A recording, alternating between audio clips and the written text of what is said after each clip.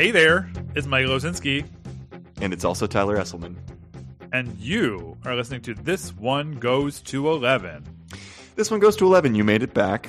Welcome back. This is our podcast where we invite someone that we know, someone we have heard of, someone we're familiar with, someone we love. We invite a person onto our podcast to make their case for what they believe is a perfect album. So perfect that 10 out of 10 just is not good enough. No way. And we should clarify persons. We will not have AI on this podcast. No. This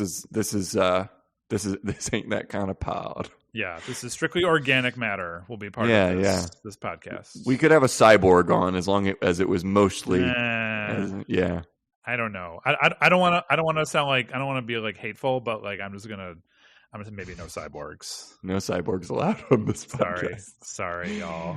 What's going on over there for you, buddy? How you doing? Oh, I'm chilling. Chilling? Like a villain sipping on penicillin, or what's the saying? That could work. Yeah. Yeah, why not? It's a chill afternoon here too. It's a very beautiful time of year here in Los Angeles. It's still warm, but it's like just starting to threaten to be cool off, and it's a good time. Though my body does threaten to be cool. You can tell you live in California. The cold is a threatening thing for you. I miss it, man. The cold is threatening me. The cold is threatening. The cold is making me feel very uncomfortable.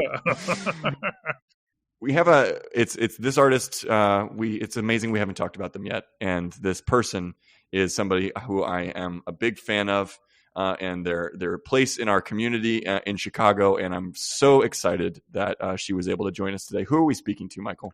I mean, didn't she almost have it all? It's Emjoy Gavino. Emjoy Gavino is an actor, a casting director, a hermit, a hobbit, a maker of boozy baked goods, and a grocery store enthusiast, based in Chicago and Minneapolis. She is likely to recognize the puppy you're walking before she recognizes you, and for that she is truly sorry. She is double-jointed in no way that is helpful, and what she lacks in social grace, she makes up for in coffee intake. Quote-unquote, Zero Chill is not one of her middle names, but should have been. She's awesome. She is a fixture in the Chicago theater community, somebody who I've known of for a long time, and through mutual friends has ended up here, and we couldn't be more excited about it. And she's talking about an amazing album. Yeah, amazing album, amazing artist. Not to reference too much of my own personal history, but one of the first albums that I owned, and I'm saying record album, like the kind, back when on my Fisher Price record player, the LP. Yeah, I mean, it's so weird, like, that my Fisher Price record player, some of the albums my Fisher Price record player played are like, what? No 7-year-old should have been playing those records. Like, Fisher Price would have been rolling over in his grave.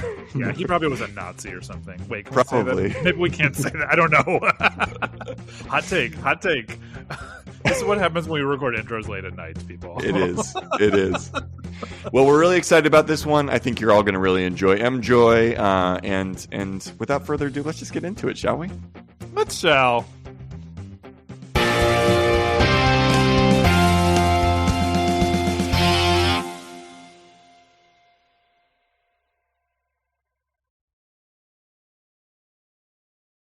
Without any further ado, Emjoy Gavino, welcome to This One Goes to 11. How are you today? I'm good. I'm so tired. You are in one of those eras, show life when you're right in the thick of it it's a particular kind of high wire act, if you will. So we appreciate you being here, making the time for us in the midst of that trying. Happy to be here. Happy to be here. Can you tell our listeners what you're doing right now specifically? Because this is going to air while your show is still running. Oh, cool. Well, I am on the third. I am in the penultimate week of the Rise and Fall of Little Voice at the Gift Theater at Filament. And I play somebody called Little Voice. So I am the titular character, but it is an ensemble piece. So lots of really good people involved. It's tiring. I'm at the end of the week. We're recording this at the end of our weekend. And so I'm a little loose because I'm tired. Yeah, you're in it. You're in it. So Chicago friends, Chicago listeners, go check out. Just check out everything the Gift does. You can't really go wrong. You're a Gift gal, Emjoy. Agreed. Like it's one of those things where knowing you in the community, I so closely associate you with the Gift and that crowd. So they are my people. So I love it. We love that. Why don't you? We're hoping this will be a salve for you on a tired night after a weekend of shows. We're very excited for the album that you have brought today to the tribunal. So tell our listeners, what album hath thou brought before the This One Goes to 11 tribunal this week? I have brought to you Whitney by the Whitney Houston, which is her second album. Second album, sophomore effort, if you will. Sophomore effort, yeah, correct. With a strong sophomore effort, though. Oh my goodness! Yeah. When you just take in the scope, I mean, this episode will come a few weeks after our Beyonce episode, and so I've got divas on the mind. Oh my God! Well, Michael and I always have divas on the mind, but the thing is like. It's almost, I don't know, it may not be the same for you, but for me it's almost like she's so much a part of the wallpaper. You know, she's so much a part of the very foundation of the musical house that we live in the Western Hemisphere and really globally, like just human music. She's so sewn into the fabric of it that I'm almost like, when I'm reminded of her sheer power, the horsepower, the engine she had under that hood. Yeah. You know, it's just like, wow.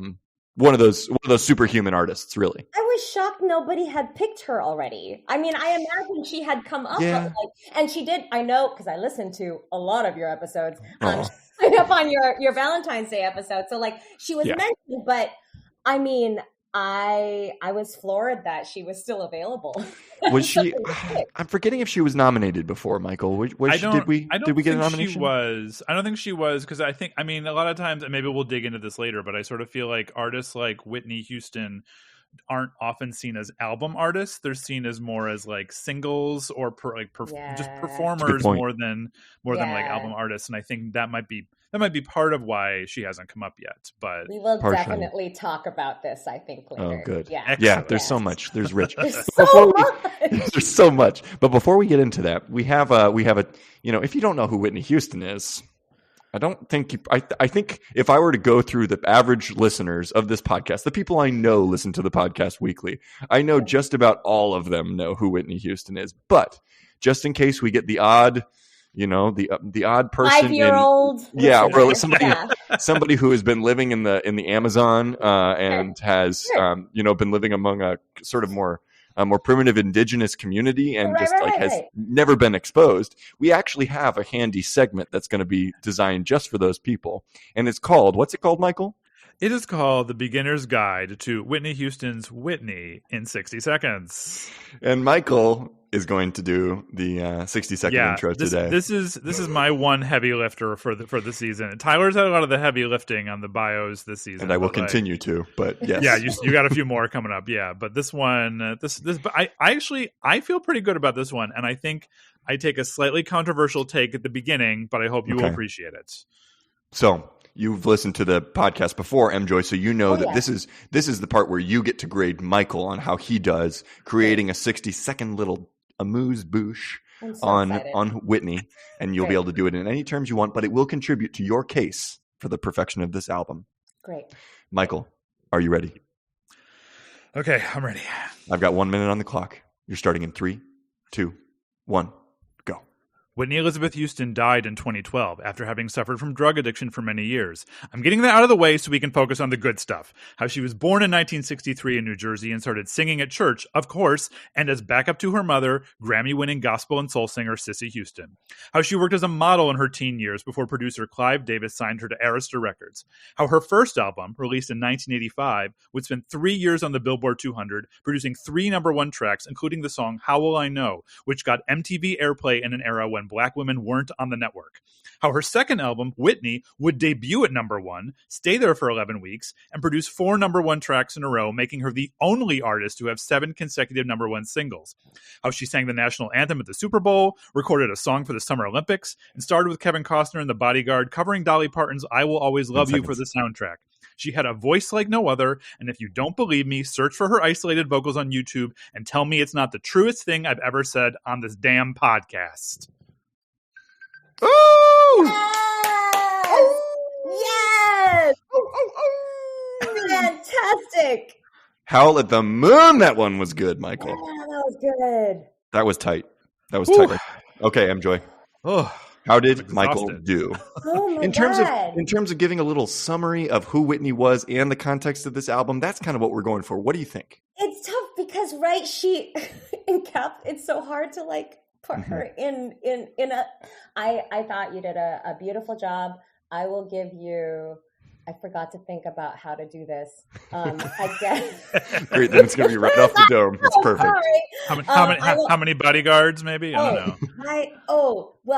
I should use a Whitney thing, but I'm using what's behind me, which is a Malort bottle. So I'm going to give you 9 out of 9 Malort shots. And depending on who you are, that's a good or bad thing. For me, it's a good thing. That's a great night for me. That's an excellent night for me. Yeah. 9 You're out not of doing 9. anything after it, but yeah. No.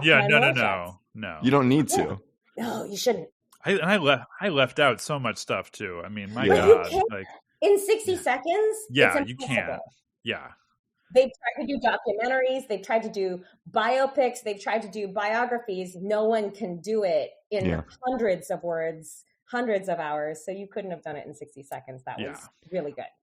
Very often, that first swipe at research for these artists, it'll be like, Prince held this record for however many years until he was surpassed by Taylor Swift or whatever. Right. But with Whitney, it's like, and she still is, and she still holds that record. It's more than any other artist that we researched up to this point, is at least my feeling, at least the impression I got. So how it's can impossible. Yeah, there's just so many number ones and many. And the first female artist to have an album debut at number 1 too. I couldn't Crazy. fit that in either. So yeah. She kept breaking records. Crazy. And starting records and breaking, like, just impossible. Yeah, I mean, before we dive too much into the album specifically, as you probably know, since you've listened, we like to talk to our guest about themselves. So could you share with us and with the listeners what is and has been your relationship with music, writ large, as the Esselman likes to say? So if you go on my Instagram page, my bio says that my love language is mixtapes and chicken adobo. It is true. 1,400 points. Thank you. That's so nice. But like, it is, it's the gift I give to people if it's their birthday, if they're going through a hard time, if I'm in a show with them, and I try to craft a soundtrack specific to a person or a production or a thing that's going on. It's my way of, because we're storytellers as theater people, right? And I do love using other people's music and words to help craft a narrative. And I think mixtapes, which they're not mixtapes anymore because nobody has CD players or cassette players anymore. Because I did used to make compact discs for people, and that was so satisfying to craft it and then design the artwork, and little hand case it to them. But nobody has things, not even the cars. So I get Spotify lists, and it's not very satisfying, but I still do it. And so I do like giving that as a gift. It is my love language. It is also how I like listening to music right now. So this podcast was such a fun excursion for me because, with the exception of a few artists, I don't listen to albums from front to back anymore. And I haven't for a long time because I like to have that, big range of different genres and different styles and different artists. That I really did have to think about what are the albums and people that I listen to where I could just start from the beginning and listen to that whole thing and what were the producers or that writer trying to tell us with that narrative, which is what I've been trying to do with my mixtapes for the people that I love. And so that's initially my relationship to music, but music has always been a part of me. My mom and her dad whether or not they would ever admit it, I'm convinced they wanted to be concert pianists. But they're so practical that they both became accountants, and so did my dad. So wow. I'm also really bad at math, which is, hilarious. But like my mom was like, I think she could have been. I think she really could have been. But she had the discipline. She had that like kind of mindset that she would have done it if she felt like she could. I think so. But also, that's not what you did in the Philippines. That's not what you did to survive. Sure. That's not what you did if you were going to move to America and try to make it on your own. And so both of them had this musical prowess that I'm not saying I inherited. I did not. But I do know that there are pictures of my mom pregnant with me with her belly pressed up against the upright piano as she played, Rachmaninoff, Beethoven, like whatever the fuck she was. Oh, there's one. So I get 3. Don't worry. Yeah. Okay. You broke the seal. Now no. flow free. But like, I was born into a musical household just because that was her escape. Because nobody really dreams of being an accountant, but like her way of like leaving the office and leaving whatever worries and things that she was going through as an immigrant in America was like the piano. That was her safe space. And so that's what my original relationship to music was my mom's thing. When I was 3, my parents brought me to the Suzuki Institute. I don't know if you know much about them. I'm familiar. Okay. So as a 3-year-old, I was still learning how to read, right? Yeah. And so the way you teach a 3-year-old piano is by ear drills. And so I would listen to drills and scales on a tape, and then I'd try to recreate that sound on the piano with my fingers, and hours and hours at the piano. And then I'd go into the classroom and they would drill, and I'd go home and drill. So like for a long time, music was either something that my mom did that I didn't quite understand, or something that I was doing to please my parents, but it was a task, right? And so those were and it wasn't a bad thing. It was just kind of like another thing that I had to do work as a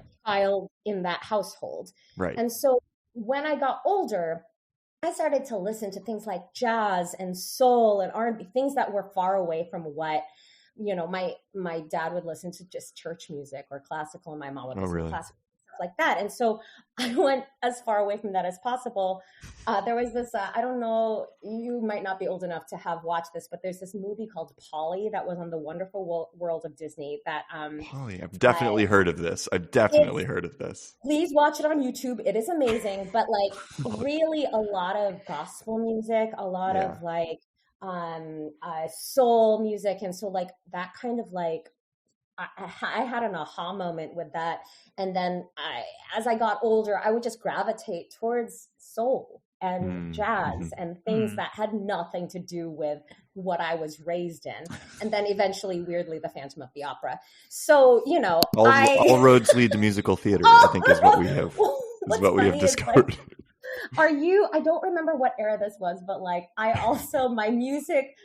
relationship to music was also shaped by, we're really cheap. The Gavinos are really cheap. And so we love a bargain, and we 600 points for the Gavinos being really cheap. The Gavinos are cheap. We belong to the Columbia House Records company. This has come up several times on the pod. Yeah, don't you worry. You're in good Records company. is a friend of the pod practically at this point.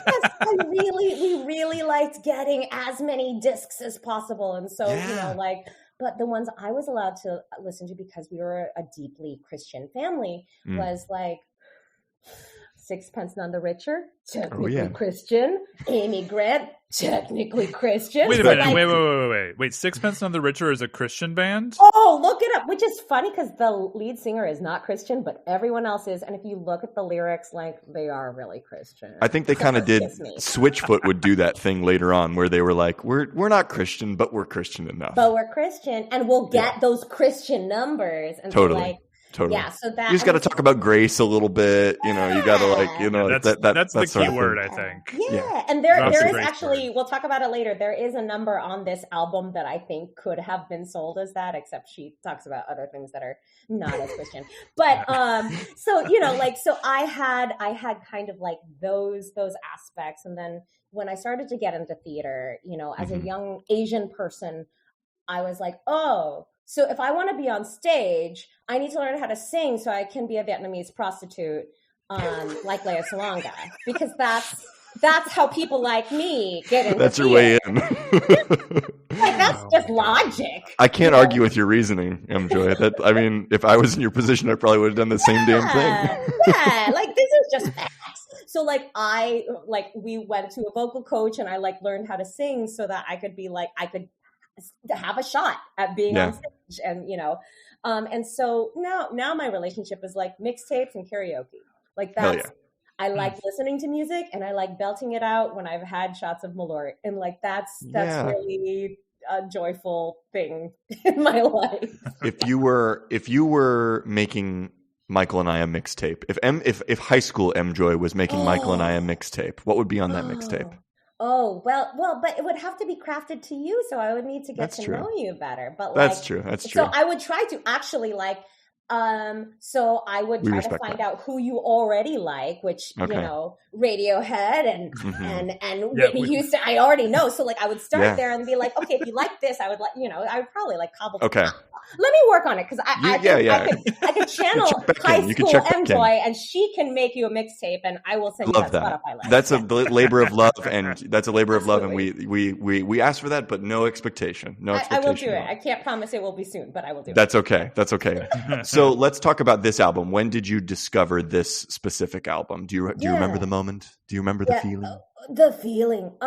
So as I mentioned, I grew up in a very Christian, specifically deeply Catholic household. Welcome to group. Welcome to group. So we know. And so my dad, and I went to Catholic school. My dad did not want me listening to secular music. Mm-hmm. Madonna was the devil. Like, she was specifically anti-Catholic, and Prince and all these people were just so far away from. He wanted to shield me from that. Yeah. But my mom, with her escapism and wanting to learn as much music as possible, she had things she had the cassette tapes to George Michael, which is not a PG or even G. Yeah. No way. It's very, in the best way possible. In the best way possible. But 9,000 points to mom for having the George Michael tapes. But Kissing a Fool is a gorgeous piano ballad. That is a stunning piano ballad. I don't know if I know that George one. Michael. Listen to. I'm gonna look it up. There's some honestly talk about powerful voices. I mean, George Michael is in some ways the white male equivalent of Whitney Houston. I feel in some ways. I think that's right. That's right. And that song is also, it has jazz influence or whatever. So but it has this really beautiful piano, and Pat Benatar has some ballads that were really fun. So she had these tapes that she would listen to so she could get the style of it, because she mainly came from classical, so she wanted to learn the pop. But one of the other artists that she had Whitney's first cassette tape, which is her debut, and her Whitney second Houston. cassette tape, which is Whitney. And that, along with Rachmaninoff, Beethoven, Liberace. But if you remember, I don't know if your listeners will remember the cover. So her debut album had this her hair is slicked back. She's in this gorgeous, she's in a garden, and she's, very elegant, and she's stunning, but I don't want to hang out with her. I also. Right. So I'm looking at these cassette tapes as a first or second grader. I think I came to Whitney much later than when these things were released, but also my household was behind the times. Sure. And so there's a little delay, understandable delay. Little delay. Yeah. So that first album, I'm she's pretty. I don't know who this is. But if you think about the second album and that cover, she's she's in a tank top. She's kind of standing awkwardly, and she's kind of trying to wave, and she has wild hair, and she's giggling. And it's loose. Yeah. It's loose. Approachable. that does not look like the same person. And so as a first grader, as like a 6 or 7-year-old, I'm looking at this cover and I'm like, who's that? I'm going to press play on this, even though, you know, like I'm not really supposed to. So like, that's kind of why, that's why I chose this album, is because I think whenever any of us were introduced to Whitney, that's the Whitney you fell in love with. Yeah. And I also like that there's like an approach like that. It's sort of like choosing a bottle of wine based on the most like attractive label, right? You're literally like, judging it by its cover. It's a completely legitimate way of choosing a wine, you know, and it's also a completely legitimate way of choosing an album, because sometimes that's all you got to go on. And as a 6-year-old who wasn't allowed to listen to anything, I was like, I'm going to sneak this and I'm going to like play it really softly and listen to all these things. And like, as I mentioned before, my relationship to music up until that point was like, music belongs to my mom. Music is metric. Music is math. Music is practice. It is a task. It is a function. Yeah. It is something that we do at church. But like, when I pressed play on that cassette tape with that young woman who looked like kind of a kid, with this giant smile on her face, with this wild hair, who was just daring me to press play. Like, all of a sudden, and you know, I mean, we'll get into the album later, but like those opening, like, da da da da da da da da, you know, the drum riff. Yeah. All of a sudden, like, something happened to little girl Emjoy, where I'm like, what is this? This is joy. I did not associate music with joy until I pressed play on this album. I didn't know that that's what music could do. And it unlocked something in me that, like, eventually, hopefully, it happens to all of us. But it didn't happen to me until that moment. Yeah. And I think that was really important, because music has so many functions in our life. It can be work. It can belong to all of these things. But like, that was a deeply personal moment to me that had nothing to do with my mom. It had nothing to do with anything else. And then I think, you know, as a first grader, and in Seattle, I grew up in the Pacific Northwest. Like, I was surrounded by lots of different ethnicities and lots of different things. But like, I saw George Michael, I saw Pat Benatar, I saw Debbie Gibson. Like, I saw all these things circulating at school. Like, now I know you can see me because you're on Zoom, but your listeners might not know I'm not a Black woman with beautiful high cheekbones. But like, I did clock that she was somebody that I'm not used to seeing. And like, there was something in her voice, but also in that picture where I'm like, she's like me. And like, I think even at that point in my life, I was like, she's something different, and she's somebody who I feel safe with. And that is something that, like, I know now as an adult reading up on her, the label was doing on purpose, but like, that's not necessarily all a bad thing. No, my goodness. All of a sudden, there's this little girl in Renton, Washington, who all of a sudden finds this way into music that did not exist before. And that's not nothing. So, Emjoy. Yeah.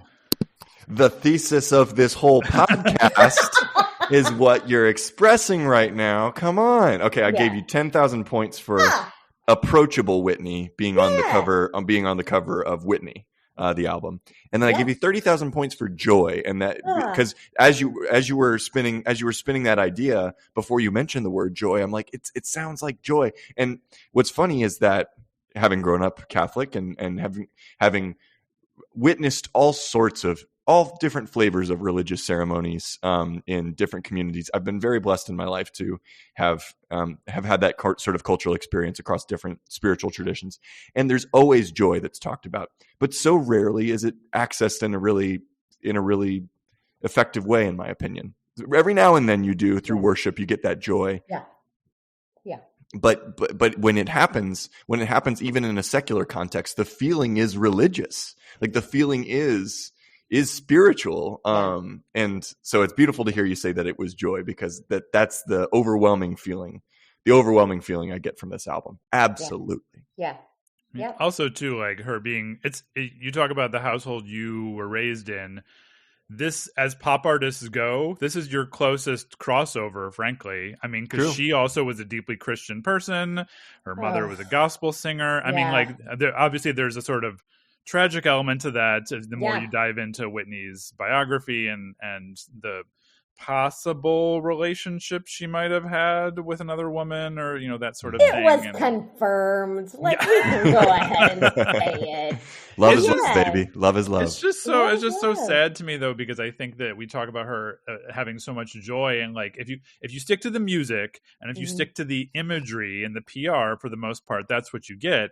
Yeah. But then when you start to like really dive deep, I mean, I didn't a lot of stuff I did not include in that 60-second intro because it just makes the story kind of sad, which is why But does that not? I mean, okay, I would argue that this, at least in my understanding of her, not somebody that like has this deep personal connection with her yet. I have it sort of in like a higher level cultural appreciation. The humanizing element of everything else that happened to her and the struggles that she went through, to me, it makes it more, like it makes her more approachable. And I think obviously there's the tragic element of losing her, but like that was a real ass human being right there. That was a real, like, as otherworldly as her ability was, there was something truly, and then I'll also say, Emjoy, that I think to what you're saying about how the marketing, the label was pushing those sorts of, or had that intent. I think it sounds to me like it was really intentional on Whitney's part as well. Like she was saying, I want these kids, I want these, these kids of color to like see me and to say, oh, I can do that too. Yeah, she wasn't a dummy. I think sometimes people paint the picture of like, oh, it was just Arista Records trying to do this thing and Clive was trying to do this thing. She wasn't dumb. She was in her 20s. She was a full-grown adult. She knew exactly what she was getting herself into. Yeah. And she knew she had to break down those walls, and she did. So, yeah. Incredible. Yeah. And the thing that I was going to say before we did the intro was that it wasn't like there was nobody else out there in terms of like female artists of color that were coming up and that were doing an amazing shit. She was just the one that kind of like catapulted everybody else. It feels like Mariah, even Janet, Janet, and like opening the door to MTV for those gals, and like making, because it's like it takes a particular force to push through those ceilings, those glass ceilings, and she had that power, that force. It's that vocal prowess, but it's also really big marketing savvy. It's true. It was both. Yeah. Yeah. I think she would have done something amazing anyway, but like they did do that. Yeah. So, yeah. I mean, I'm a Janet gay. I will freely admit that. But like, I will say that when it comes to vocal prowess, I mean, Janet's got nothing on Whitney. I mean, it's just they did ridiculous. Different things. Well, Emjoy, why don't we listen to what you've chosen as your standout track from this album?